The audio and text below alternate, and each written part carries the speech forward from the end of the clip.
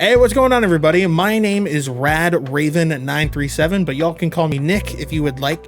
Welcome to our very first episode of Content Overload. This has been a podcast that I have been working on over the past year, and it's finally happening. We're here for the very first episode, and for our very first episode of Content Overload, I am here joined with my good old pal, Will. Will, why don't you introduce yourself? Hey guys, as you said, my name is Will137 is usually my gamer tag. Usually people call me Will or Willie. I'm fine with whatever. I haven't recently done it, but I usually am a streamer, play various video games, and I've just been working on myself, doing stuff. But thank you for having me in this podcast. I'm super excited to be here. So happy that you asked me to be a part of this. It's great. I mean, thank you for joining. I mean, I have like I said, I've been working on this podcast for a little over a year now, since I honestly want to say it's like since February of 2023. So we're coming up here on a year. So the fact that the entire 2023 of all the ups and downs that it was personally for me, to actually be able to get everything ready to go, and we're here now. It's crazy, and I'm just happy that of all the people that I've thought of for having on the first episode of the podcast, for it to be you. You're one of my good old friends, good friend of mine, good, honestly, one of my best friends. If I'm being quite honest, we've been friends for what? What's it, like 2 years now? Yeah, I think 2 years now. Yeah. And we met through Twitch, through a mutual through Twitch. So it's crazy. So I'm just thankful that you wanted to be a part of history, because this podcast is obviously going to go down as one of the best podcasts in the world. We're going to beat Joe Rogan easily. Yeah, everybody's gonna watch the first episode and be like, "Who is that guy right there?" Yeah, it's gonna. Before you know it, content overload is going to change. It's going to be the Rad Raven experience. Yeah, It'll the Rad experience. Yeah, it'll be something for sure. But if for the viewers at home watching on YouTube, if you're wondering what is content overload, what is this entire thing going to be about? Well, it's pretty simple. I studied communications at Grand Canyon University, and I just love talking to people. I love meeting people, seeing their story, or hearing their stories, and understanding who they are. And I love streaming. I love streaming on Twitch, and I've met a ton of people through Twitch, and being able to hear their stories, who they are. It's just something that I value and I love doing. And I feel that there is so much that we can learn from content creation from a communication standpoint. So I kind of wanted to use this podcast as a platform to not only meet new people and learn more about streaming, but to learn about how streaming can influence people and influence communities in a positive and a negative way. So we're going to be talking a lot about streaming, a lot about the drama that goes along with streaming, because Will, you and I know more than anybody that streaming can cause a lot of rifts between, interpersonal relationships and big content creators such as, Asmongold, everyone in OTK, XQC, all those guys. So we know that streaming can influence in a positive and a negative way. But another thing is, I love video games. It's one of my biggest hobbies that I enjoy doing other than sports. And I want to be able to share that with all of you, the viewers, and have guests that are like-minded as me, and we kind of share the same hobbies. And so I guess now would be a good time to kind of just already get into it, and what content overload is. So the first thing that I really wanted to talk about for the podcast, for episode 1 of our podcast, is 2023 and the video games that we played and the video game industry as a whole, because we know that video games was crazy in 2023. It popped off. 2023 was the year where COVID was, I mean, it's still going around, obviously, but COVID has opened up, or since then it's opened up. We're starting to get developers back into work and working on these video games, and they had 2 years of, casually working on their titles, and they officially released. So we had a ton of titles to pick from. So I'm curious, Will, of all the games that we were blessed with last year, what games did you play? What were some of your favorites? Well, my top favorite, it might be a little cliche, one game of the year was definitely Baldur's Gate 3. Good game, I good choice. loved everything about Baldur's Gate 3. For just the year of 2023, I got it, I think, shortly after my birthday.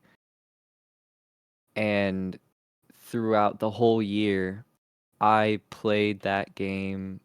It's already one of my top games. It's got the most hours on Steam now, I think, behind maybe one game that I used to play. Um, Besides that, I played a lot of varieties of games. I really enjoyed playing Valorant, been back and forth about it because of some past things that I had gone through with their Yep. community, with, well, not the community necessarily, but Riot Games. Specifically, we're calling Um, you out, right? Yeah. We're yeah, we're already I'm starting drama here on the podcast. um besides that though, I played all kinds of games like Get the Fuck Out. That's Get the horrible. fuck out. I have actually Yeah, never heard of that game. GTFO. It's Oh, that yeah, okay. Okay. I've heard of it, yeah. but I've never played it. It's rough. It's When you don't rough. when you go with two people, it's rough because it Okay. scales to the party of four no matter what. So it's Oh, so kind of you hard. have to have four. Okay. Yeah. Um Besides that, I mainly dabbled around in a bunch of indie games. I Okay. tried all kinds of other stuff. Uh, Nothing of note really comes into mind right now, but I'll probably bring up some other stuff later on. Yeah, I mean, you you hit the nail right on the head with Baldur's Gate. I think of all the titles that have come out in 2023, I think Baldur's Gate was probably the most influential. And I mean, if you really even think about it too, it honestly might even be one of the most controversial picks too, because a lot of people have been, talking about how Baldur's Gate 3 didn't even really deserve it because it was an early release game. So it was already out before then, and all of a sudden when it officially came out, it blew up. Me Yeah. personally, I don't think that's true. I don't agree with it. I think the game is amazing and it deserves every praise that it got. I myself have not really dabbled into the full release because when I bought Baldur's Gate 3, it's around the same time when you and your buddy White Wolf bought it as well during the early access, right? And we were all Yeah, playing together. So 2022. yeah, Shortly so after we my got it. birthday. We got the early access experience of it up until like a certain point, but I never really jumped back into it when it fully released, and it's something Wow. that's I know there were so many games though. There were so many games that I had to play through in 2023, so it never really got around to it, but it's definitely a title that I have on my radar. But like for me, I man, what was the top game that I played a lot of? I don't know. I didn't really play a lot of games because I was going through a lot of personal stuff on my end for 2023. But I think honestly, I think the one game that I would say that really had a huge influence on me wasn't a title that came out in 2023. It was actually Red Dead Redemption 2. Mm, I yeah.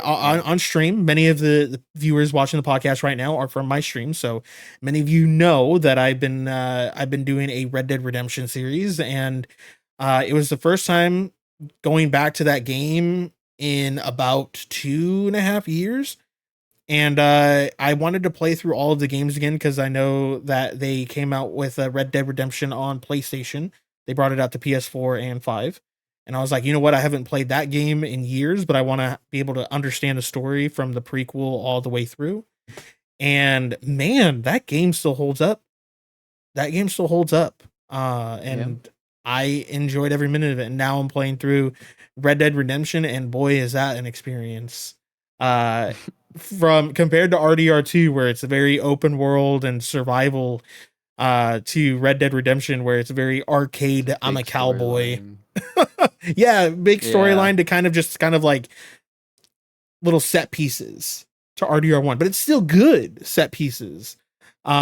It's crazy how it still holds up.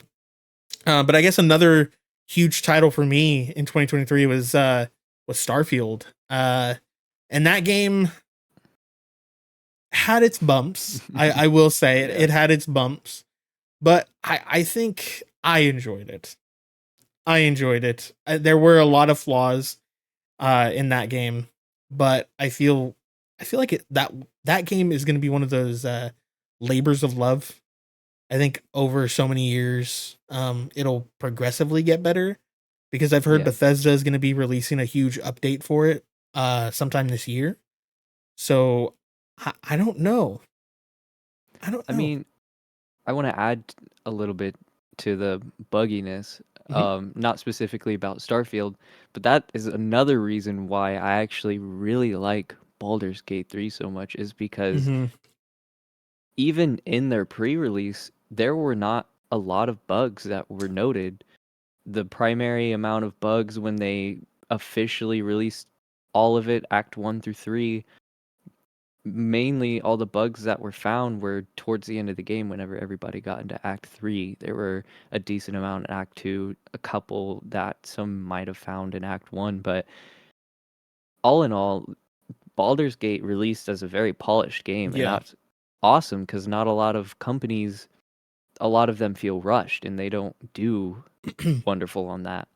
And you end up And with games like another, Gollum or Walking yeah, Dead Destinies. So I get yeah, it. and another game that actually is really good to know. I have not played it this year to continue it very much, but Cyberpunk.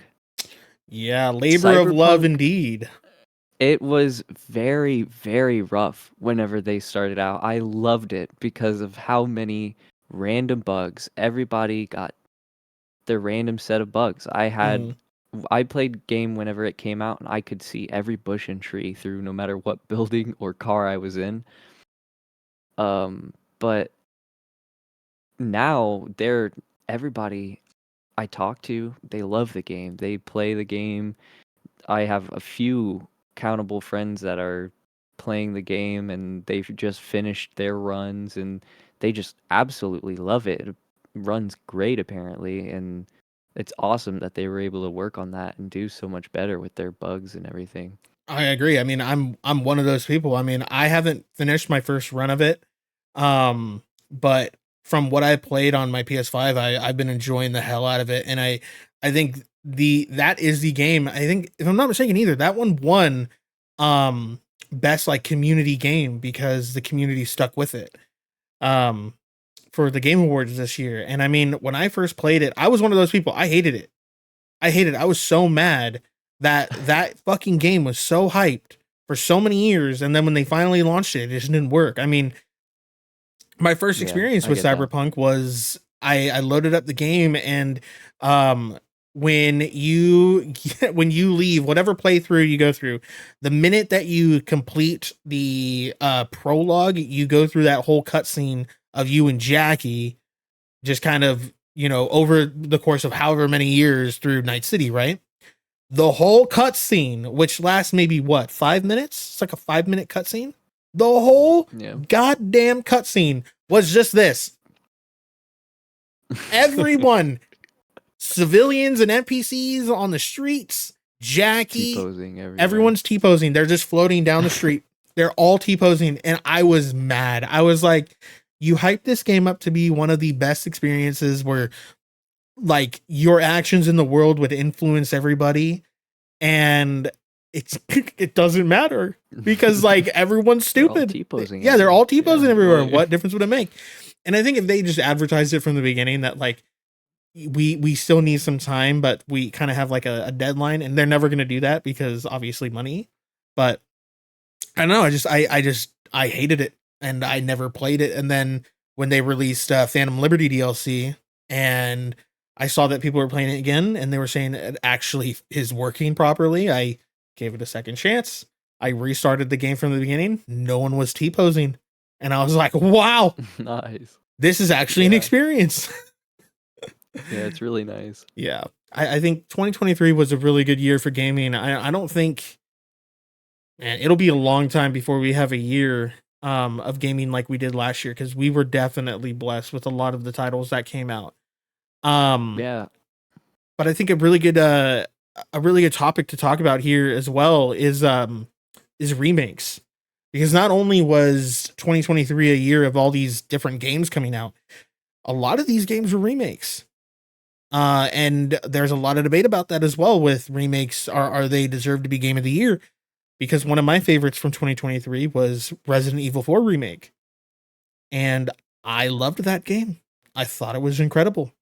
So my question to you, Will, is what do you think on remakes? Do you like the remake meta that's going on in the industry today, or do you feel that it needs to stop?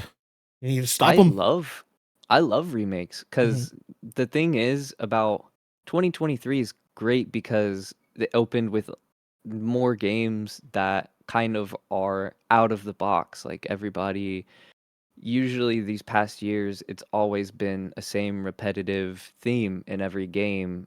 And so back in the days whenever the games first started coming out, it was like these are revolutionary, these are amazing. So we had those original games.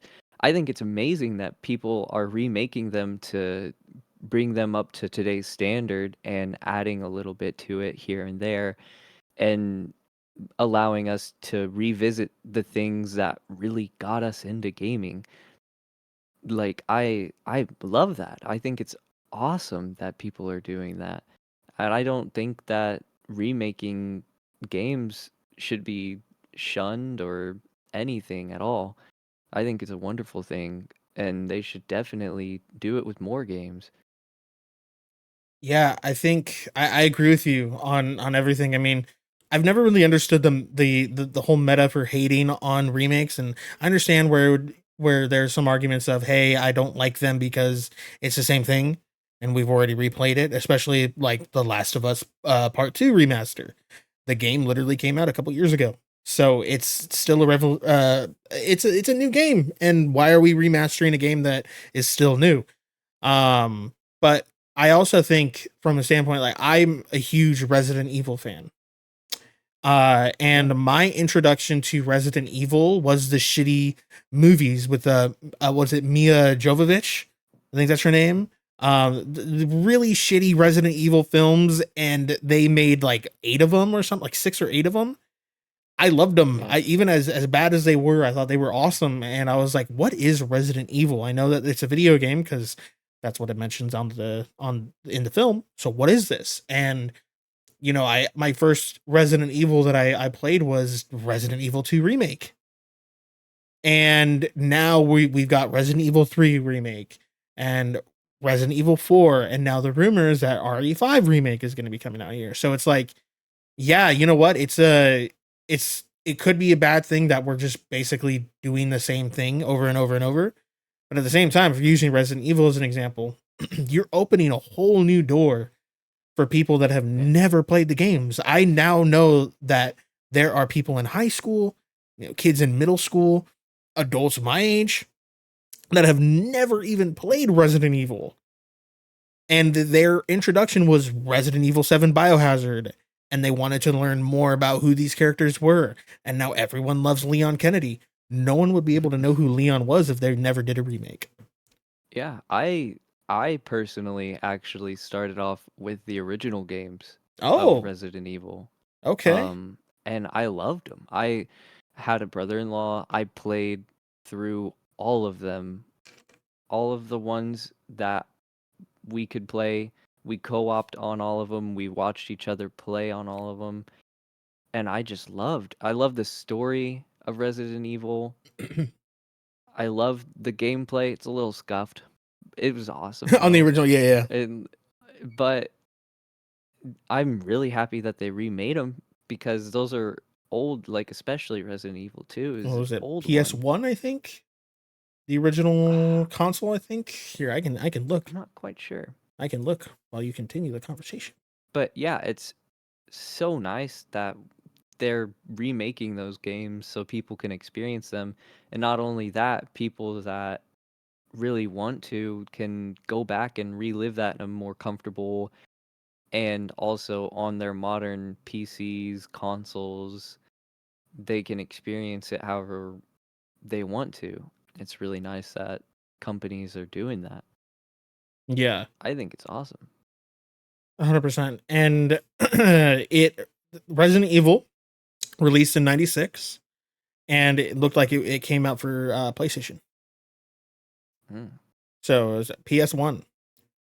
And yeah, Nice. it's crazy how a game that is very influential, and not only in the horror genre, because there's a lot of Resident Evil clones out there now.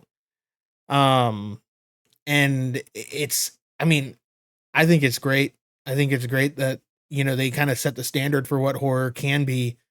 And now we're starting to get more horror games out there, and I love horror as just a genre in general, whether it be books, film, television, or even video games. I think we Yeah, need me more of too. it, because there's a lot of narrative that needs to be told in the horror.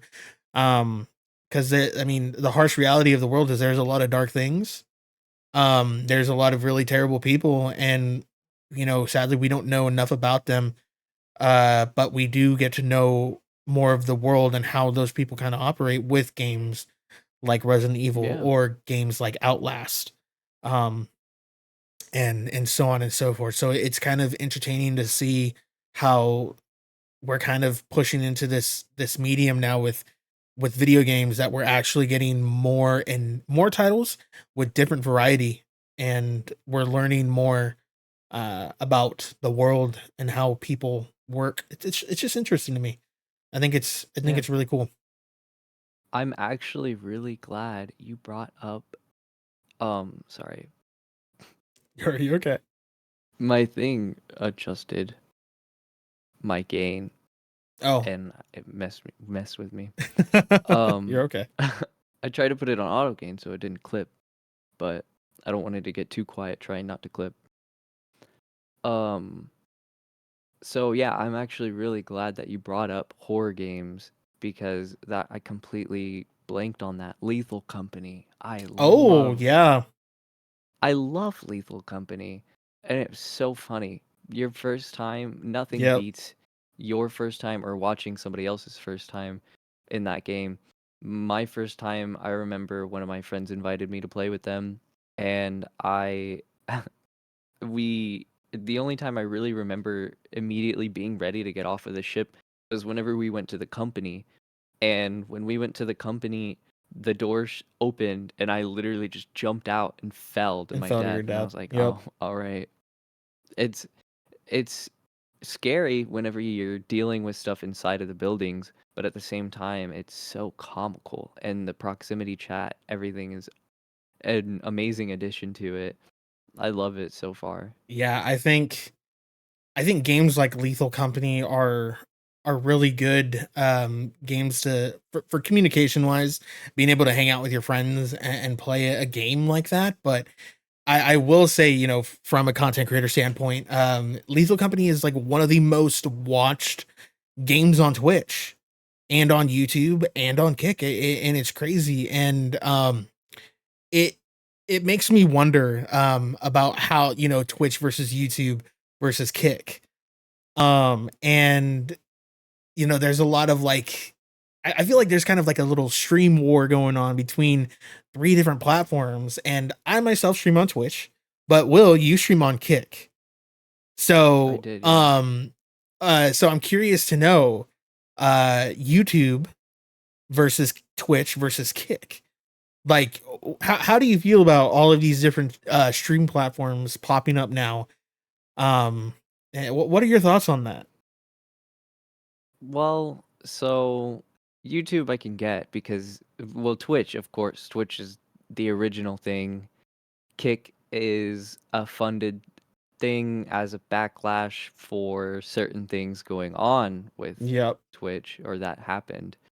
And then YouTube, obviously, YouTube has been a streaming thing forever. Of course, not live streaming, but they Gradually offer got in there. videos for people for a long time, so it's kind of expected that eventually they would go into that field. Hmm. And I think all of them have good factors to themselves. Yeah.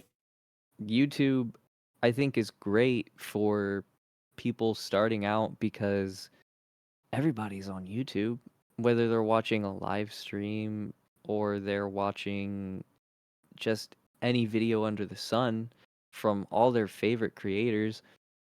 It's readily available for them to find a stream on there. And so it's really easy for people to find new people, new viewers, and to build something there. Twitch is great because people have been on Twitch for so long that they openly look for new streamers, new people to help and to hoist up and support. In fact, that's even how we met Yeah. because I think you found White Wolf, Yeah. and then, yeah, you found my buddy White Wolf, and through that, we all hung out, we all made our little streamer group, and we supported each other, and here we are. I think later this month or early next month will mark 3 years since I've been following your stream. So I we've think so. known each other for a long time now. Yeah, which is crazy to me. Yeah. Twitch, I think it's got all its controversial things between all the bigger guys, but I think it's a great community. Um, Kick, I myself, as you mentioned, have swapped Kick whenever I last streamed. I Hmm. have not streamed in a while, but when I did, it was to Kick. And there's a reason for that. Part of it was to test out and try how their whole thing is with their payments that they mentioned and brought Okay. up because I was curious about that, Yeah, of that was like course. their biggest Um, takeaway between Twitch and yeah, Kick was yeah. what is it? You get like 100% of the profits, right? I Or is it believe like so. it's like 95-5 or something like that? It's a It's pretty big crazy. It's a margin. huge gap compared Yeah, to Twitch, which is like 50-50. Not even 50-50 yeah. anymore. Mm, So, yeah, they're just stealing from us. No, I'm just yeah. kidding. I'm They're just stealing kidding. from us content But creators. Thanks, Twitch. but I swapped to Kick Hmm. actually not because I was like, Kick is a much better platform. I swapped to Kick because I had stopped streaming for a long time and I had a decent following, but my community was very quiet.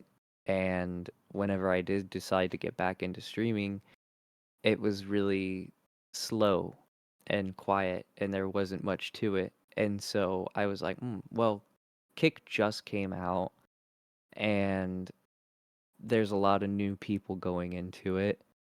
And so I decided that I'd swap to Kick to start over. Hmm. I refurbished my server and I jumped into Kick, hoping that I would be able to start things over from zero and then see how things go there.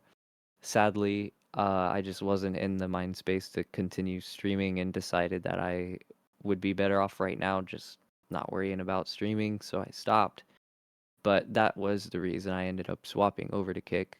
It wasn't necessarily because of any controversial things or opinions and rules between Twitch and Kick. Hmm. I was just curious and that happened. Yeah. Yeah, I mean, from what I've noticed is that Kick is very much the wild west of content creation right now. There there's still it's still a growing platform. They obviously have their top content creators on there, being like Aiden Ross, XQC, Nick Merckx. There's a lot of guys over there that they're obviously making bank. But you know, it's very newcomer friendly because I think there's a lot of people that are wanting to get into content creation and streaming because obviously there are people that want to stream because they want to create a good community, they want to share their hobbies and just enjoy streaming. But then there's also people that they want to actually just they want to make money. And that's okay. If that's what they want to do, then that's what they want to do. They should do what they want to do because it's their brand of content. And I've noticed that with Twitch because a lot of people started streaming during COVID. COVID was like Hmm. a renaissance of streaming on Twitch because I've heard of Twitch every now and then, but really it was YouTube. That was like the number one source for any kind of content you could imagine that was social media related. And then when COVID hit, next thing you know, all of these YouTubers are now starting to stream on Twitch. And I'm like, what is this? Like, what is this like platform? And you just start seeing content creators pop up left and right.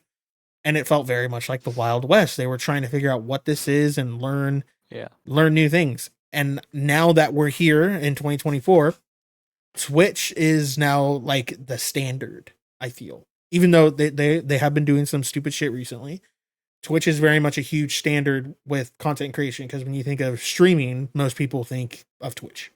Now it's either Twitch or YouTube. But Kick is very much the Wild West, and people are trying to figure out, okay, what is this? It's very much like 2020 Twitch, in my opinion. Um, and yeah, I mean, I've never dabbled in it, nor do I think I will dabble in Kick, but I don't know. I think it's good. I think a lot of people don't really understand that competition is actually good. Because with Kick being there and having all of their rules and terms of service, it really starts pushing YouTube and Twitch to actually start making some positive changes. Yeah. Have we seen any positive changes? I don't know. I don't Me know, either. but I will say Haven't that been paying attention. Twitch apparently Twitch is not profitable in 2023. Yeah. I Uh heard about that. Twitch CEO Dan Clancy stated, quote, "We aren't profitable at this point. Amazon has been extremely supportive of Twitch amid hundreds of layoffs at Twitch." This was a tweet that I found on X or on Twitter, whatever you want to call it these days, from an account called Dexerto. So yeah, Twitch apparently is not profitable in 2023, which is, I don't know. I feel like obviously we don't know the numbers. We don't know what it looks like from the business standpoint, but I feel that they've been doing a lot of changes very quickly and reverting back to what they originally said, to where it's like, what do you guys want to do? Like, what do you want Twitch to be? I don't know. What are your thoughts? Yeah.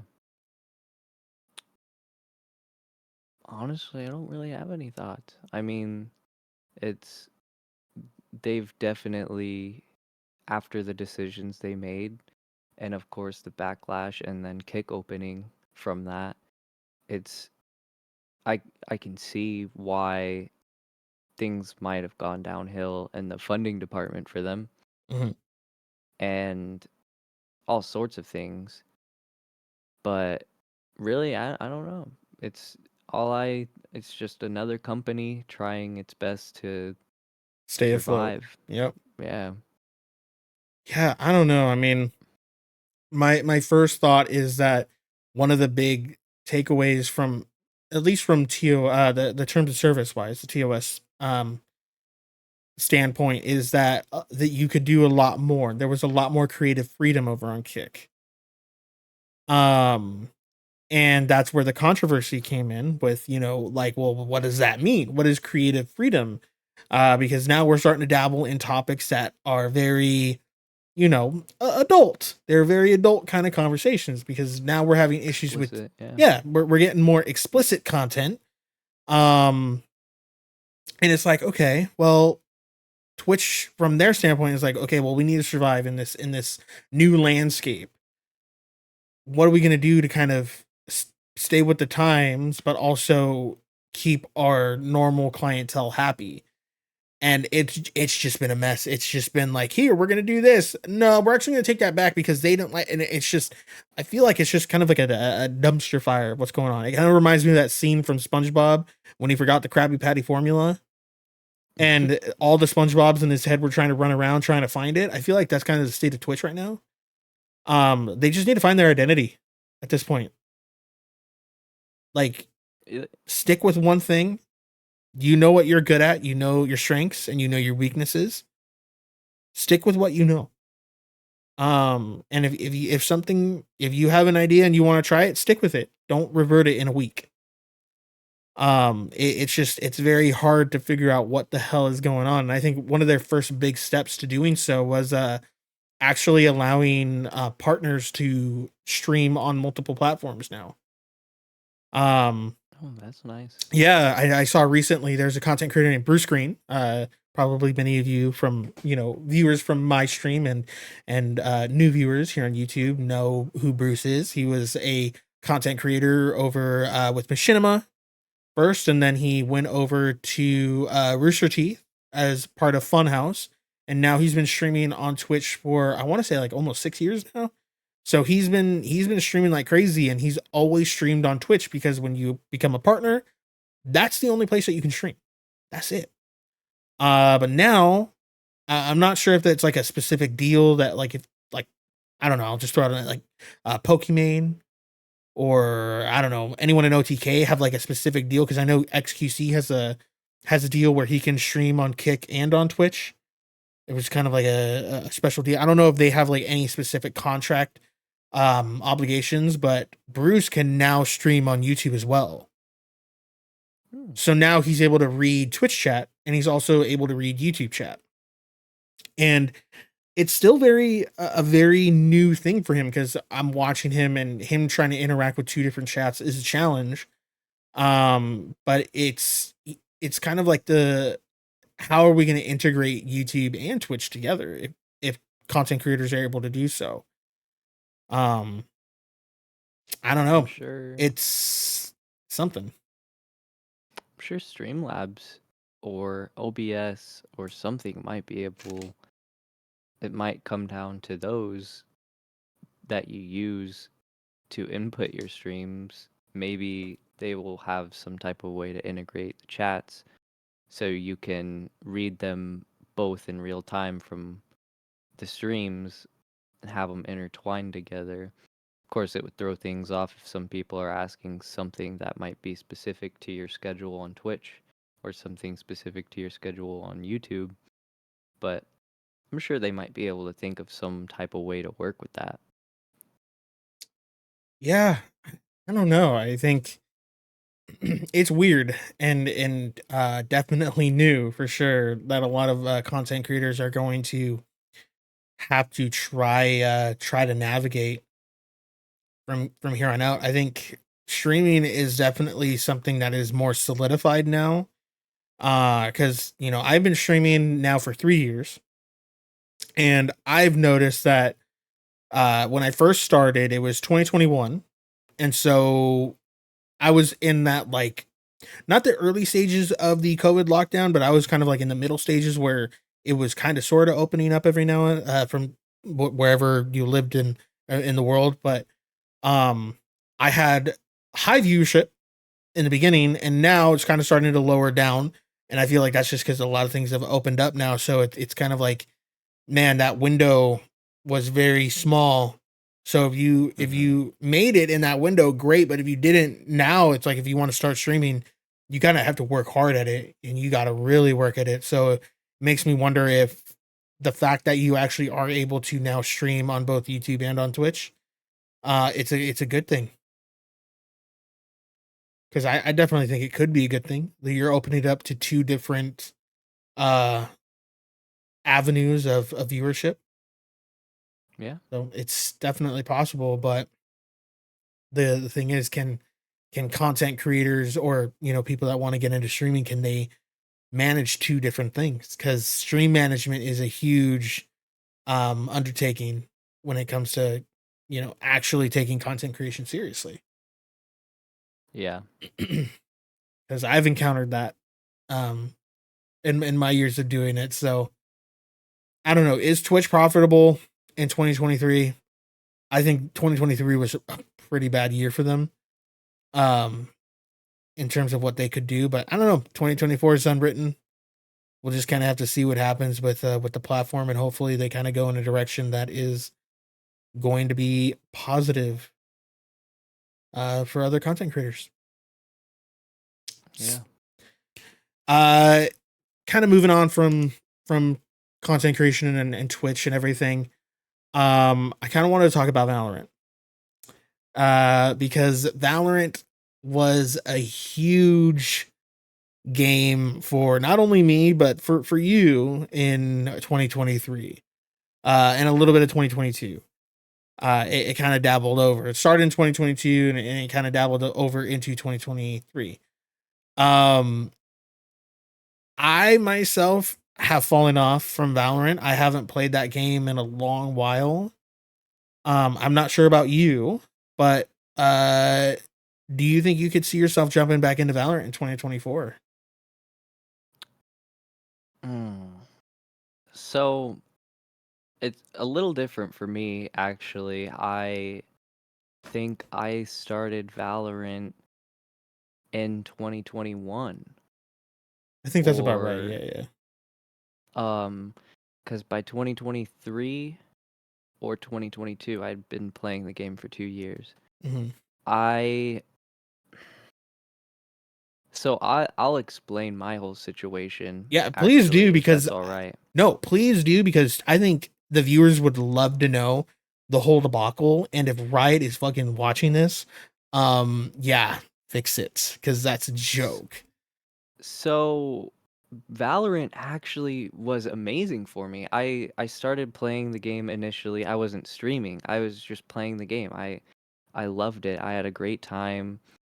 I always played casual unrated games, and I always tried, my big thing was I spread a lot of joy, happiness. I tried to be very kind with everybody, and I've made countless friends because of Valorant, and and every friend that I've made in that game really said that I attributed it to their community a lot on how things were and how they saw other people. Like I've ran into people through games that were like, "Wow, I didn't trust anybody on this game, or I couldn't believe anybody could Yeah, be nice on this game." people can be nice in And Valorant. What are you talking about? yeah, and it's crazy.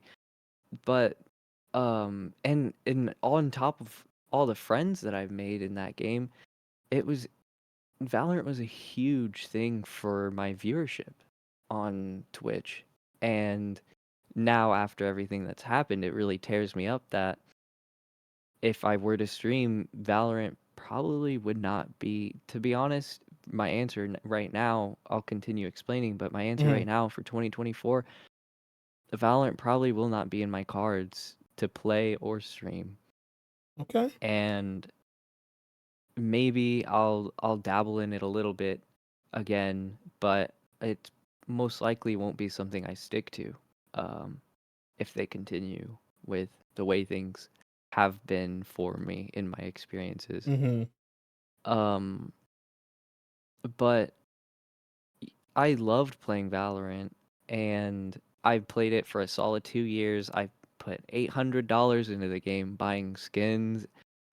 I tried so long not to buy skins, but once I did, The man, slippery slope. once I bought that first skin, it was It's downhill from downhill. there. Yep. And I loved it. I had all kinds of amazing skins, and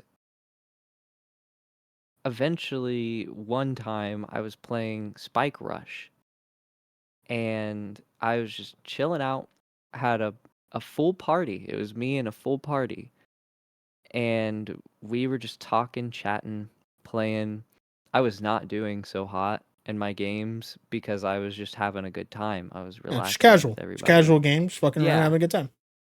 And one specific spike rush, I'm pretty sure is what brought the problem in, was I was playing on Icebox, and Okay. I specifically was having a decent game that time, or I said something nice or just commented something to the other team, and something happened, and one of them said, "Imagine going like 0-9 or 3-9. I was doing really bad at first. And then I aced them all that next round, and a lot of them were really mad. They thought I was cheating, and I'm pretty sure a lot of them reported me for it. And then the very next round, I killed 4 of them, and then the last person killed me and won the game. And I went a couple more matches in, and then we loaded into a new match, So are these a couple and more matches? Were they spike rushes or full they were matches? spike rushes. Yeah, they Okay, were all okay. spike rushes. Gotcha. And a couple more matches in, they were just normal games, nothing crazy going on. And we load into a new game, and all of a sudden, we're all kicked from it. And I was detected for cheating. And I was so sad about that. Yeah, devastated. I was devastated about it. I had no clue what was going on. I had never cheated. Of course, you guys can take it for face value. It doesn't really matter Okay, to that's what they you. all I say, can say Will. I've never cheated. But a lot of people that I played with, I mentioned that to them, and I played the game for 2 years straight. Yeah. I loved the game. I dedicated a lot of my time and everything into that game and my money into that game. And all of a sudden, just because some crazy stuff happens and they look into it, I promise that's not the best I've done in a game, And but for context, viewers, I can say that Will is actually fucking good at Valorant. There were many times that we played and we would always joke around because this dude would drop 4 bombs for, drop 4K, get aces left and right, and we were like, "Hey man, what the fuck? You gotta save some of us for we gotta do something too." We get so mad because we literally could not do anything. It was just us running around trying to find people, and then next thing you know, Will being Jet just and just destroys yeah. everything. So I can say that, like, yes, there are moments that Will has just casually played, wasn't playing so well, and then all of a sudden, dude just turns on the gas, and this dude is just destroying everybody. So he is genuinely that good. Like, what was your rank? Actually, no, my rank was not high. I did not play ranked very much, but I Dog. think it was like silver 2. All right. Wasn't Silver that 1 high? or I'm a silver 2. silver That two. is not Dude, high. compared to me, who literally fucking bottom fragged all the time There's and was literally almost plastic. Come on now. there's only bronze and iron Oh my under god, yeah, I know, but like wasn't I'm terrible. but You're really good. You just I unfortunately got into lobbies with people that were yeah, bad, so you could never rank. That's in my why. in my casual matches I did rank with a lot of immortals and Yeah, a lot of ascendants. I Never didn't know you played radiant, with Ascendants. luckily. Crazy. But I yeah, I that's what my casual matches were. I was going against them. So, of course, I probably was better than silver, but I didn't play ranked. I didn't really care to. And also another thing was it did really suck being good at the game because um I could not play with any of my actual friends I wanted to play with. Like if I wanted to play with you, if I wanted to play with Yeah, White Wolf, anybody like that, White Wolf he would pop off a little bit, but like I'm super inconsistent, but naturally at the game I was just better than him. yeah. I Not mean, to no, I mean, no, no, no. boast, It's not even but like uh, a dick thing to say. I mean, it's true. Like, I can guarantee you, everyone that when we used to play, we all mutually agreed that Will was better. The dude was yeah. just built different for Valorant. Like, And even me, I'm not that great at the game, but I had my moments. I eventually got yeah, better at the game. I yeah. mean, like, but I knew Will. Whenever Will was in, I was like, oh, these guys are fucked now.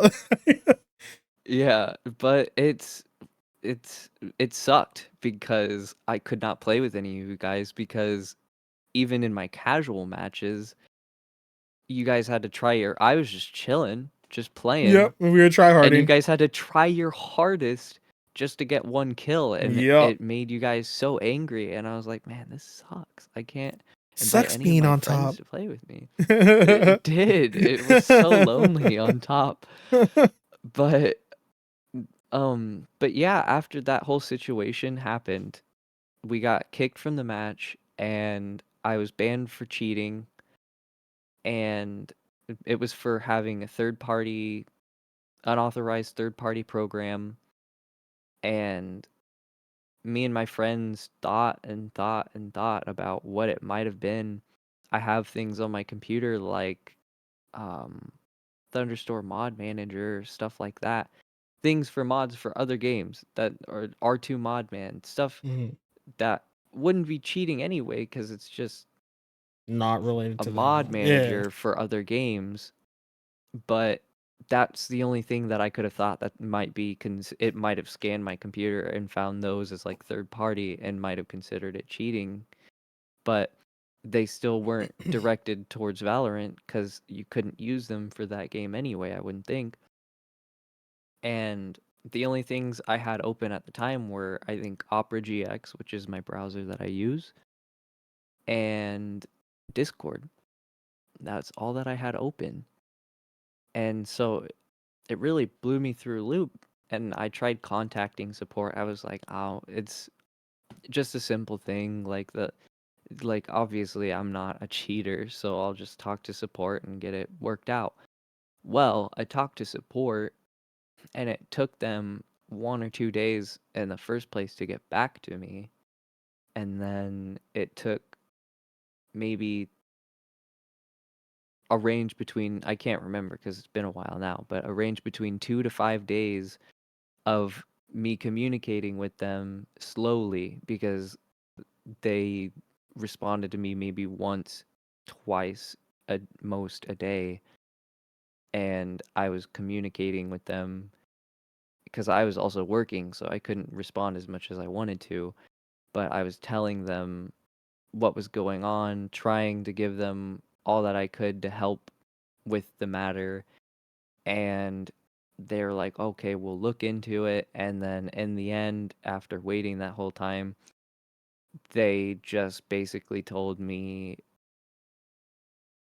the general basis of third party cheating. They were just like, well, there's a program.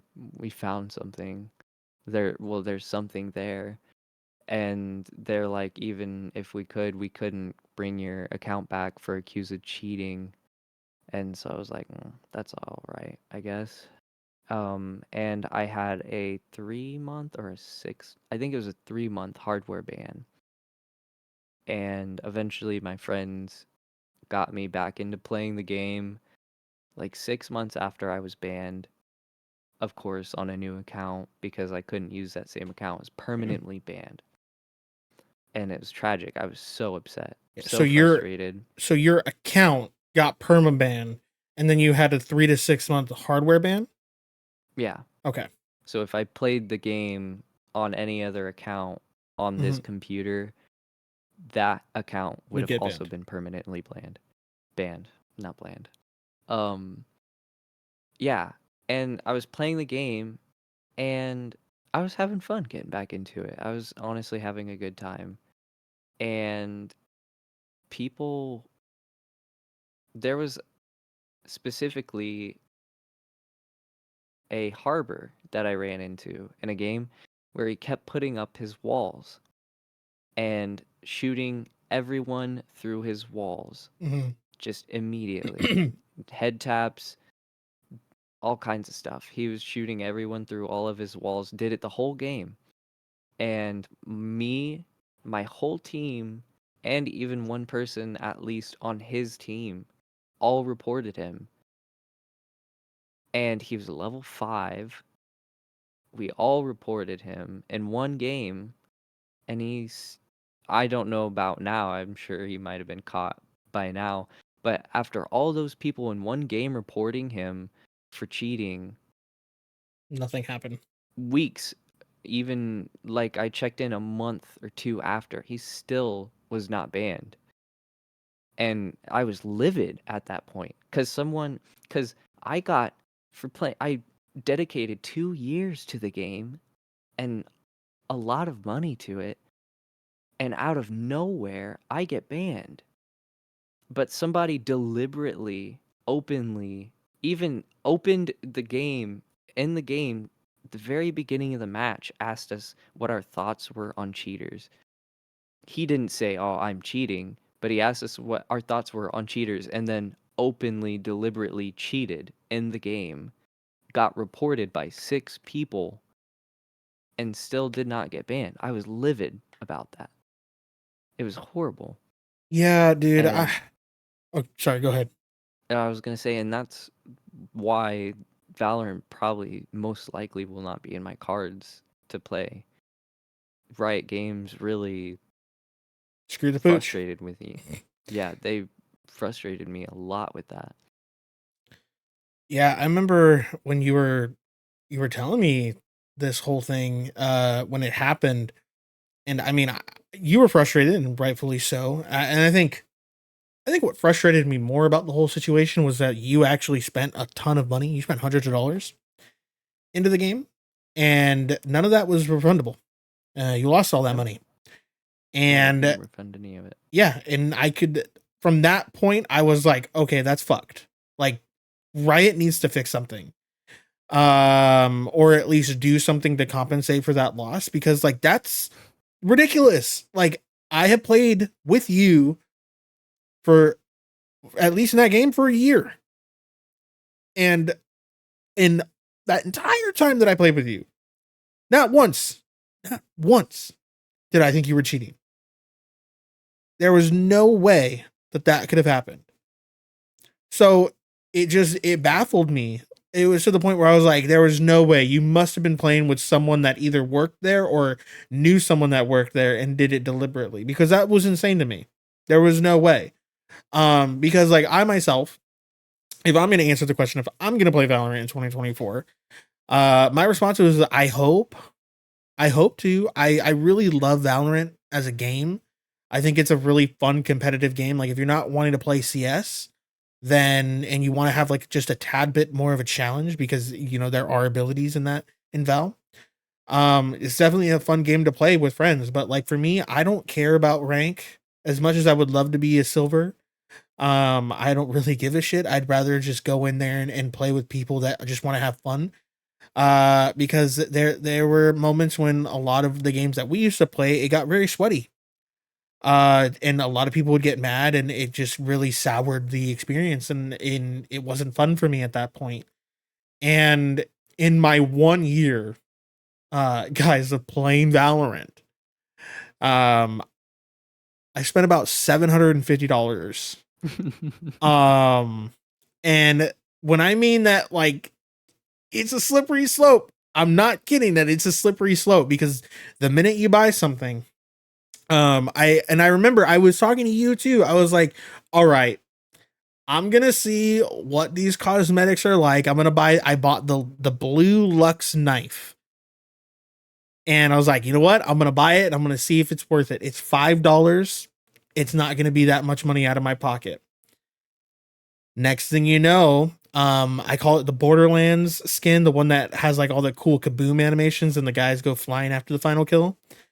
Mhm. I got that for the Spectre, and that was it. I just started buying skins left and right, and which ones look cool, and I loved it. I thought it was a really cool game, and um to have these cool guns to play with really cool people, it was just a fun game to play.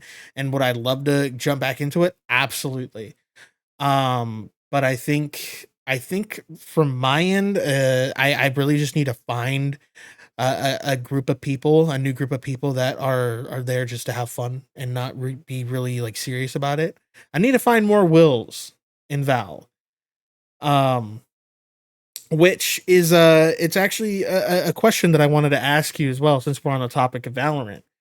Um, you mentioned at the top of this, conversation of Valorant, you are a very positive figure within the Valorant community, or at least were.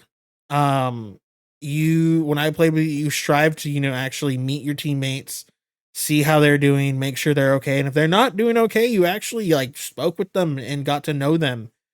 Um, Yeah. so I wanted to ask you, why do you feel that having a positive mindset going into games like Valorant are positive for the community? I just wanted your thoughts on Well, that. so personally, competitive games are rough on people already. A person wants to get into a competitive game, of course, they want to win. Humans are competitive in nature. They want to be better than everybody. And it's drastic on a human's mental state whenever they're constantly winning, losing, or just constantly losing, or just not doing well in general. And people have to realize that when you go into a Valorant game, you aren't going in there as one person with just four people, four things that happen to be on your team against five other people. You're going into a Valorant match with you and four other separate people you're playing with, and the enemy team. The enemy team isn't just, it's not your enemy. Like they're just trying to play the game too. Yeah. Everybody's there to enjoy their time. Of course they want to win, but the most important thing about playing games that nobody wants to forget is that you're supposed to have fun. And whenever you don't think, when you don't mention anything, you don't say anything, you're real quiet and passive, and things start going downhill a little bit, someone immediately wants to jump out and call someone or everyone out and blame Yeah. people for a game not going so well. And and they're frustrated and angry, but they're putting down all of the other people that are just trying to enjoy themselves that are playing with them. So, what I always loved to do whenever I opened in a game was I always asked people, "Hey, how are you guys doing today? Or I hope you guys are having a good time." Of course, some people will be assholes and Yeah. stuff, but but usually it's taken well, and a lot of people, when you open up with that and you ask how everybody's doing, and you state that you hope they're doing well, and sometimes people will say, I'm not doing so great, man. And you're like, well, why? Come on. You talk to them a little bit and you're like, hey, we're here in this game together. We're here to have fun. That's why Let's have fun. we're playing this game, to have fun, to have a good time. So let's do our best, and let's cheer each other on and have a great time. And that's how I got a lot of friends. A lot of people really, really loved hanging out and playing that game with me because they really enjoyed the positive vibes that I brought Yeah. to the game. A And positive reinforcement. It really yeah, changes everyone's psyche in a good yeah, way. everybody, yeah, in a great way. And it's the feedback's amazing on it. I love, my biggest thing in life is to make other people happy, and to be able to go through a game, especially like Valorant, and to be able to, of course, I can't get to everyone, but to be able to get people to enjoy their time. I've even talked through the chat to the enemy team and had Yeah. conversation with them at times, and check in on everybody, and we're all having a good old time. We're talking and we're playing the game. And it's also not also it's awesome. And whenever I got kicked, it was tragic for me. Or when I got banned, it was tragic for me. And whenever I did mention it to a lot of people, many people were upset about it. They were stating that they lost Yep. the nicest jet in their community. Lost one of the um, best players. Not only not like super good at the game, but good at the game, but probably one of the best people to just be around. Lost them from the community, and it sucks that that happened. yeah, and I'm really sad for Riot that that they lost that like I loved Riot whenever I played Valorant. I mean, like League of Legends is already down the drain Yeah, for me. there's no I'm way you not can save going that there. one. But Valorant, I had high hopes and I was so happy with that game. And I almost always got a positive time out of it. And to just and I really wanted like I had an amazing experience with Valorant, so I wanted to give back to the community and I wanted to be someone to spread the Positive amazingness, vibes. the positive vibes, and I wanted to show all that to everyone because that's what Valorant was to me. It was great. And then to be abruptly banned from their game and no point of return for that, and then watching people openly destroying other people's time by cheating, it really just does not put a good light on Riot or Valorant, and it makes me feel so bad about it.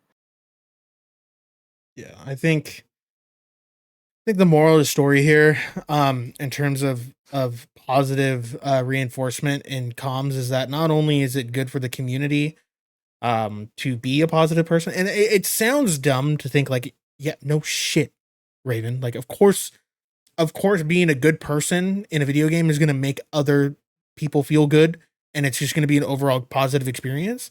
But you would be surprised on how it can actually change people's lives if someone actually listened.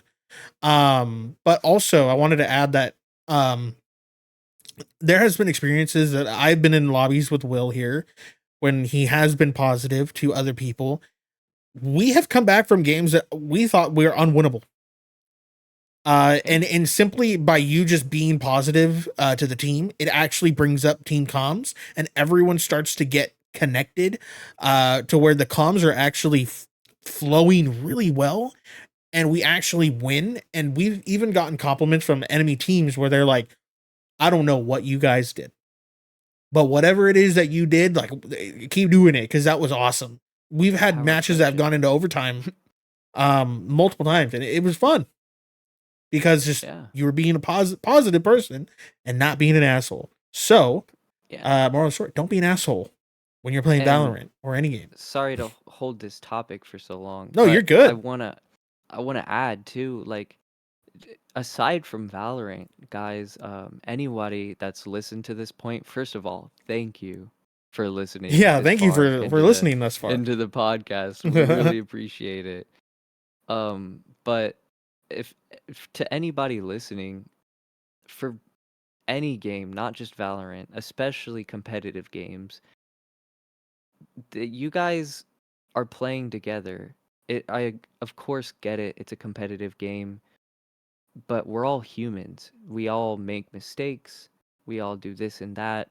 Things happen. We aren't going to have our best game every single game, and you also have to understand that we're not all the highest rank in the game. We can't just completely destroy everything. We can't we're not the same. We all do things and react to things differently.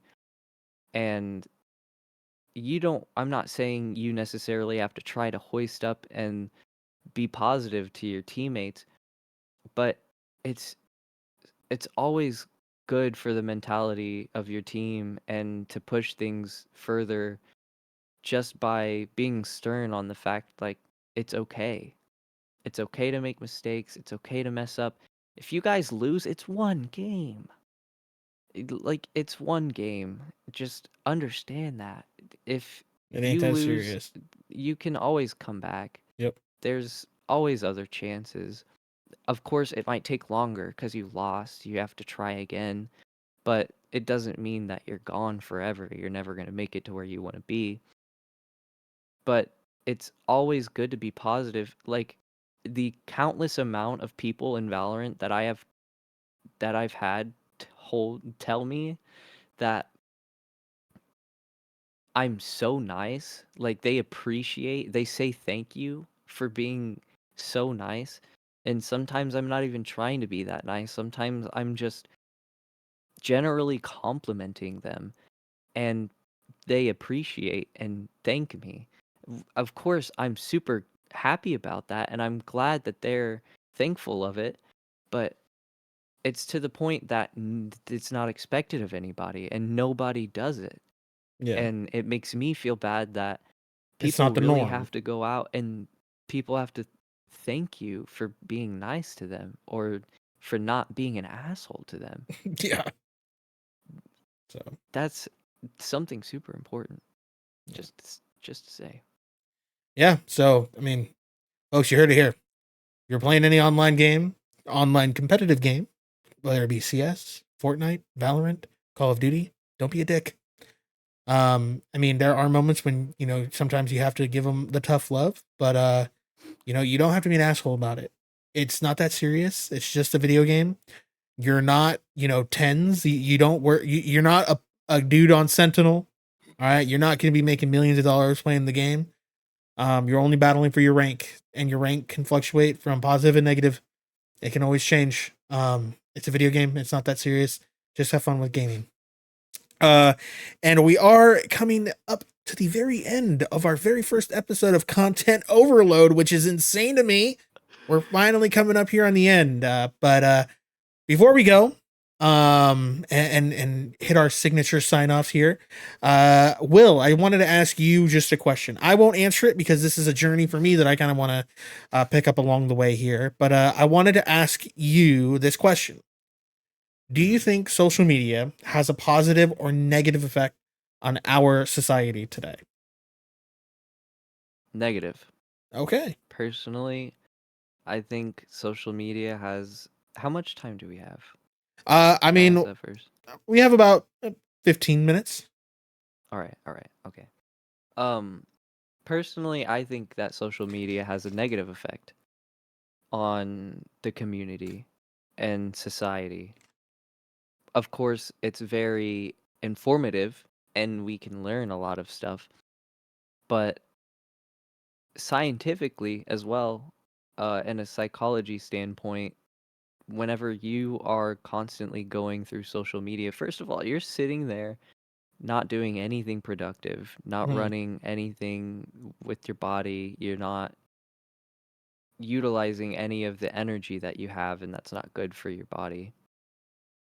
And then sitting there, a lot of people on social media have they post all these amazing things, these edited photos, even if they're not edited. They've got photos, videos, things that just are so amazing. You're like, "Wow, man, what a great life." Yeah. But honestly, that they're obviously everyone knows this. They're posting just the things that are highlights.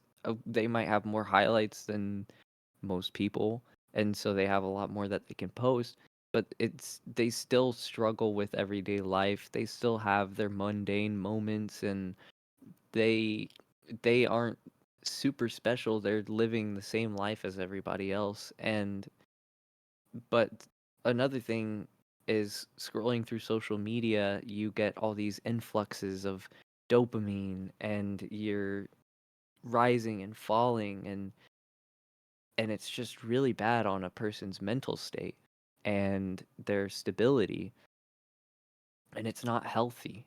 Um, that's why obviously exercise, stuff like that might sound cliche, but exercise, even just getting up, stretching, looking around, maybe stepping outside, taking in the fresh air just a little bit, it really is helpful to a person.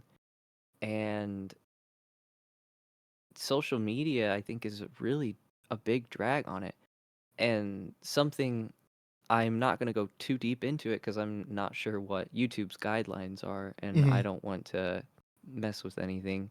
If so, you can just cut this part out at the very, very end. Just cut the whole end out, or we can restart the whole video. It's all right. No, I'm just kidding.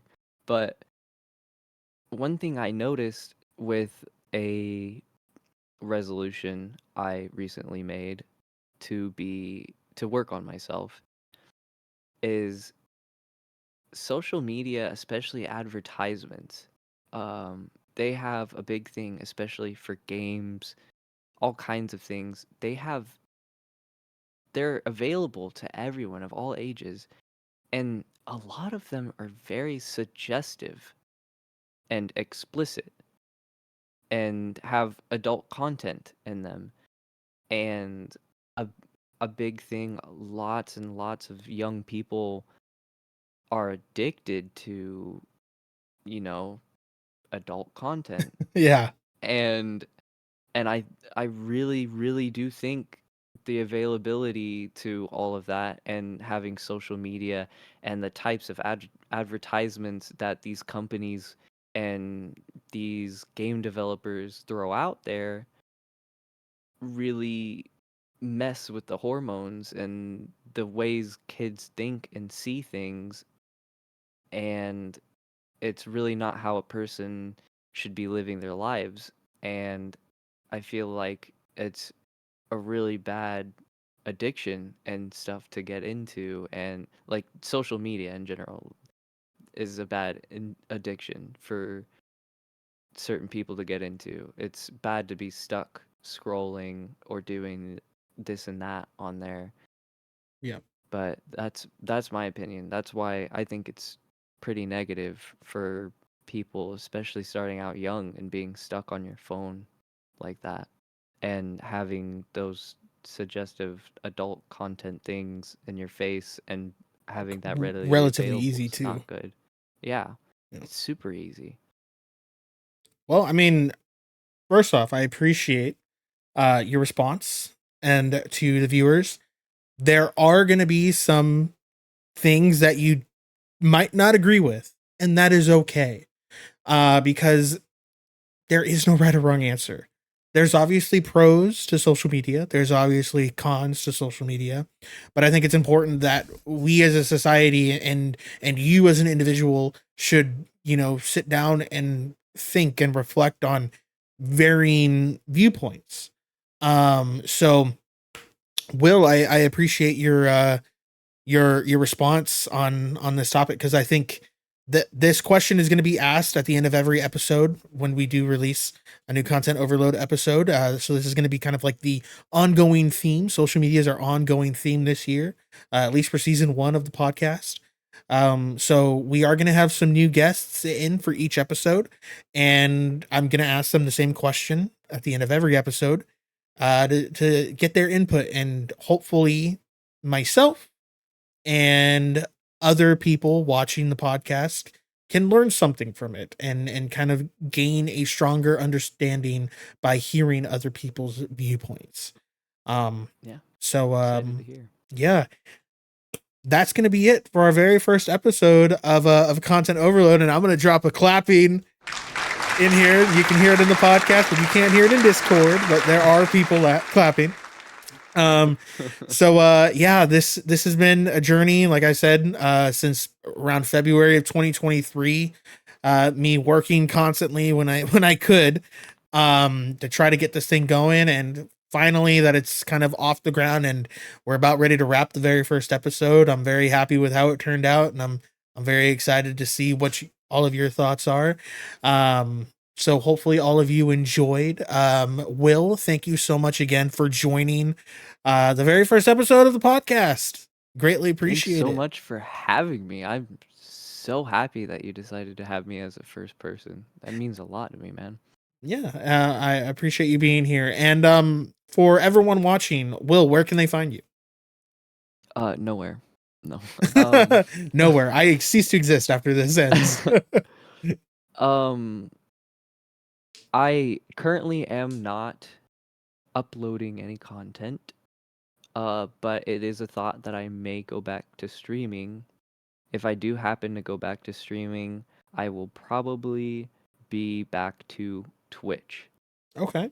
But you guys can find me on either Twitch or Kick at WillWill137, and um, I could probably leave my socials in the bio or comments Yeah, I will with make you sure if to your uh permission. Yeah, no, I will 100% make sure to drop all of Will's links, whether it be to Twitch, to Kick, anything in socials. I'll make sure it'll be in the description below. So if you want to go give Will a follow, you can definitely go ahead and go check that Yeah. out down below. Personally, I am not very good with social media. I do not use it a lot. I definitely do not post. So, um, don't expect to ever see anything from me. But if you ever want to reach out or talk to me, I am totally fine with that. Awesome. Well, again, to everyone watching, thank you again so much for watching the very first episode of Content Overload. It has been such a pleasure to sit down and talk with my very first guest, Will. I greatly appreciate it. Hopefully, you will be able to come back on to the podcast sometime very soon. The next episode of Content Overload will be posted in 2 weeks from when this video is uploaded. It's a bi-weekly podcast, so definitely make sure to like, comment, and subscribe to Rad Raven Streams here, and make sure to hit that notification bell so you'll be able to know when the next episode of Content Overload is published. Until then, thank you so much for watching. Make sure to stay safe and keep gaming. Thank you, everyone. You have yourself a great day or night wherever you are in the world. Thank you for watching. Goodbye. Bye, everyone.